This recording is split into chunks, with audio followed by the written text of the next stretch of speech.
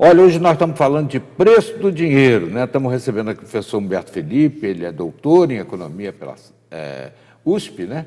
E está avaliando conosco aqui essa situação, né? O Brasil turbulento na área política e buscando dias melhores, o Banco Central querendo que os bancos não cobrem juros tão alto, e o pessoal da área da Fazenda dizendo aí que a economia está tão boa que os alimentos já baixaram de preço. Eu não vi ainda essa baixa de preço tão significativa, não, professor. Olha que eu faço compra, hein? Então, os cálculos dos índices, né, de inflacionário, na realidade, o principal, que é o IPCA, ele tem uma faixa de 1 a 40 salários mínimos. Então, dentro dessa faixa, você tem famílias com situações e características de consumo completamente diferentes. Então, por exemplo, uma viagem aérea, ela impacta mais as famílias de alta renda do que de baixa renda. Com certeza. Os alimentos, eles impactam mais as famílias de baixa renda do que de alta renda. Então, a gente tem que entender isso como uma média, mas cada pessoa tem a sua própria inflação. Agora, onde está o problema hoje da inflação? Está nos preços que são controlados pelo governo, porque os preços que não são controlados, eles estão bem reduzidos, inclusive o próprio alimento está num nível muito mais baixo, inclusive tendo deflação, né? Então, de fato, eu diria, na média, a gente tem que pensar a média. E para entender média também é interessante, eu tenho um amigo que ele sempre comenta sobre média, ele está da área da estatística, e ele diz o seguinte: se a gente tem que entender a média pensando que, se você pegar uma pessoa e colocar o pé no congelador e colocar a cabeça num forno, você pode ter o meio ali com 36, né, ou 36,5 de temperatura. Então, a média, ela é, dentro de uma variação, você pega um determinado valor. Então, por exemplo, você falou, no meu caso, o alimento está pesado. Então, tem que entender qual é a cesta de alimentos que você consome para fazer esse tipo de avaliação. Então, e com relação a esse cheque especial, voltemos a ele. Então, a FEBRABAN diz que vai estabelecer regras novas. Isso, do seu ponto de vista, isso vai favorecer de imediato o correntista, o investidor, enfim, né? Aqueles que utilizam essa demanda? Sim.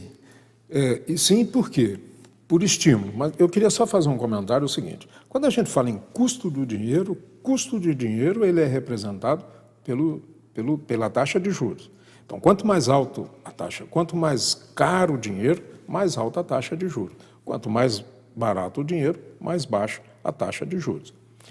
O cheque especial e o cartão de crédito são os que têm a maior taxa de juros no Brasil. O que os bancos estão fazendo? Eles vão sistematizar a oferta de dinheiro mais barato para quem está utilizando o cheque especial. Isso já aconteceu no caso do cartão de crédito. Então, quando a pessoa entrou no cheque especial, ele ficou acima de R$200, mais de 15% do seu cartão, mais de 30 dias, o banco vai ofertar um novo crédito. Então, o que ele está fazendo? Ele está estimulando a pessoa a trocar uma dívida cara por uma dívida mais barata. Isso acaba impactando positivamente no orçamento familiar de quem está dependendo do cheque especial. O bom negócio mesmo, eu acho que deve ser não pegar dinheiro a juro. Ainda, né, que seja um juro tido como santo, como é o caso do consignado, que talvez seja o juro mais barato oferecido no mercado, o financiamento do automóvel, que também não é um juro tão salgado quanto esse do cheque especial, o cartão de crédito. Já tem gente sugerindo que as pessoas só peguem esse dinheiro, mesmo no consignado, para pagar uma dívida e se livrar de um juro mais alto. Porque pegar dinheiro emprestado não é bom. Porque você vai pagar pelo dinheiro que pegou emprestado. Aí está fazendo, vou pagar os juros. E é um dinheiro que não retorna. Então, o ideal é não pagar juros. O dinheiro, a outra coisa é avaliar, quem está em dívida, aí sim tem que fazer uma avaliação de qual é o custo, o dinheiro que tem um custo menor. O consignado é o que tem um custo menor. O segundo aí é o do carro. Mas você sabe por que, que o carro ele tem um juro mais baixo do que as outras linhas de crédito? Para estimular a indústria nacional, talvez. Por uma razão interessante. Um dos motivos do custo do dinheiro no Brasil ser caro é porque é difícil para quem empresta recuperar o dinheiro. De quem, se uma pessoa não quiser pagar, não tiver condição de pagar, não quiser pagar, e principalmente quem tem um dinheiro, vai rolando essa dívida e não paga ao credor. Nós temos, por exemplo, no mundo, em média, 10 a 15% de recuperação de dívidas. No Brasil, você tem, desculpe, não de recuperação, mas um índice de não recuperação, vamos chamar assim. No Brasil é 70%. Enquanto no mundo se gasta 2 anos em média para recuperar o dinheiro, estou falando o credor, no Brasil são 4 anos. Isso impacta nos juros. Por quê? Porque o dinheiro fica mais caro para todo mundo. Nós pagamos pelo mal pagador. E o mal pagador é acobertado aí por Sim, uma série de situações, sim. inclusive uma convenção de São José da Costa Rica que não permite mais prisão de forma alguma, né?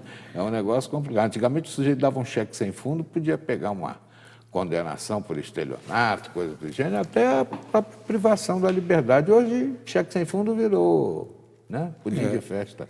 E aí, voltando ao caso do automóvel, é porque quando faz o financiamento, o automóvel ele está atrelado ao financiamento. Alienação fiduciária. Isso. Então, você financiou, se não pagou, e os bancos estão ficando cada vez mais rigorosos em relação a isso, o banco vai lá e pega Que eu digo o aqueles carro. que frequentam aqui a Via Dutra, né? Caçapava tem 2 leilões, um de cada lado, né? Ali as pessoas conseguem pegar carros relativamente bons, novos, né? Por um preço barato, Sim. porque está ali só representado o custo do financiamento quitado à vista pelo leilão. Às vezes, o compra por um preço menor do que a recuperação do crédito. Mas o interessante é entender o seguinte, que o automóvel, ele tem, isso é bem didático, ele tem um juro mais baixo porque é mais fácil recuperar, o credor recuperar o bem no caso de inadimplência. Nos outros casos, é difícil para fazer essa recuperação. Então, o juro acaba ficando mais alto. Professor Humberto Felipe é bom de conversar porque ele fala economia com clareza, de forma bem didática, né? A gente muitas vezes convive com economistas que usam um economês meio trançado, complicado. Ele vem aqui e destrincha tudo facilmente. Obrigado, professor. Espero que volte mais vezes. À vontade, estou à disposição.